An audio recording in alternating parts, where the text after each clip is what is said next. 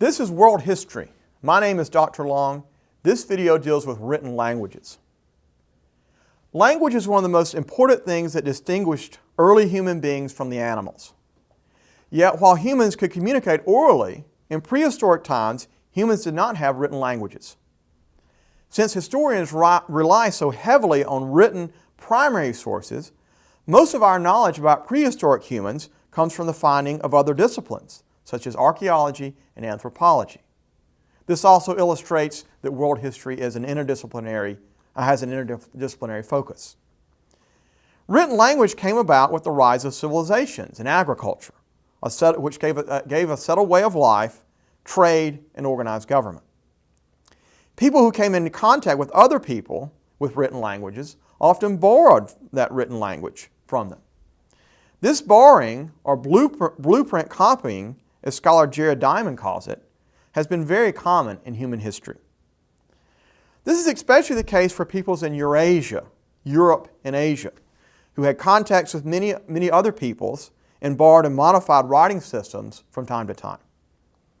Peoples that were isolated from other civilizations tend to be less likely to develop their own written languages.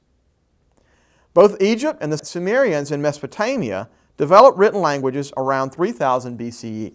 Because of the much greater number of Sumerian texts and the close proximity of Egypt to Mesopotamia, some scholars think the Sumerians may have influenced the earliest form of Egyptian writing.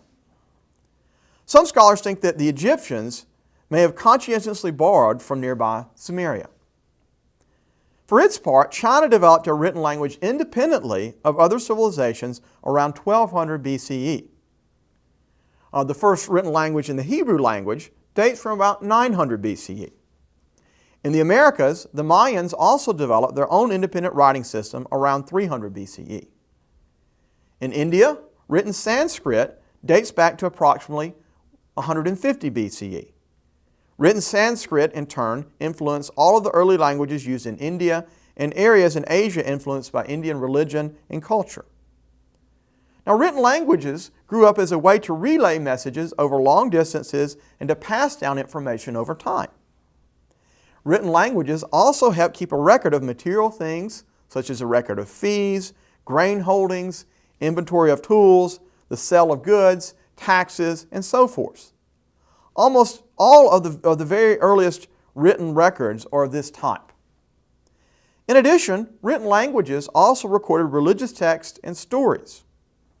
Written languages were very useful in early civilizations, where scribes served as bureaucrats to keep records of grain holdings, keep accounts of royal decrees and laws, and produce royal propaganda. Learning to read and write was very difficult, and only scribes could complete this task. It required hours on hours of intense study in ancient Mesopotamia and Egypt, and therefore very few people had the ability to read and write, or the money to train to learn to read and write. Those who learned this skill, scribes, were very valuable in ancient civilization because they had such a rare skill. The first writing system was based on pictograms. Now, a pictogram is a picture used to represent a whole word or a phrase. These generally evolved into logograms. A logogram is a symbol or a character used to represent a word or a phrase. In Mesopotamia, scribes used cuneiform to write. Cuneiform was a wedge-shaped clay tablet that, put in the sun, would harden and leave a permanent record. Now, archaeologists have found thousands and thousands of cuneiforms from Mesopotamia. The ancient Egyptians extended this principle further using hieroglyphics, an elaborate form of pictographs which were carved into stone on walls and written down on papyrus, a plant that grew along the Nile River and that could be formed into paper. For their part, the Greeks called papyrus biblios, after the Phoenician port city that exported it to Greece. The term biblios and biblion were the first term for book, which in turn were also used to describe the Bible. Besides clay tablets, stone, and papyrus, ancient people sometimes used animal hides to write upon. The Chinese invented the paper as we know it today roughly around the year 100 BCE. For their part, the Chinese invented a logarithm system based on characters to represent words. Today, the Chinese language has about 50,000 different characters, but many of these are rarely used. In fact, the standard Chinese dictionary only has about 7,000 characters. One can be functionally literate in Chinese with only a few thousand characters. The Chinese character system also influenced Japan and Korea, who both adopted it for their own languages. So thus, the Chinese system, the Chinese character system, became the dominant writing system used in all of East Asia, China, Korea, and Japan. As languages, Japanese and Korean are not related to Chinese, yet they use the character-based writing system that the Chinese invented. And this shows how some peoples adopt the writing systems of others. While this character-based writing system may seem overly complicated and difficult to those who speak languages such as English that use an alphabet, it's important to note that the character-based writing systems used in East Asia have been used for thousands of years and are used by over 1 billion people today. Chinese alone has the largest number of speakers in the world today, and so the use of these characters is not going away anytime soon.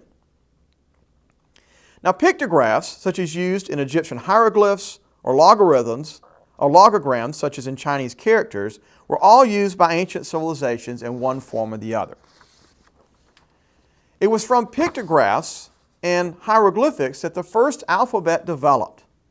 The first alphabet developed in an area of the Levant, ancient Syria and Lebanon, which was populated by a people called the Phoenicians.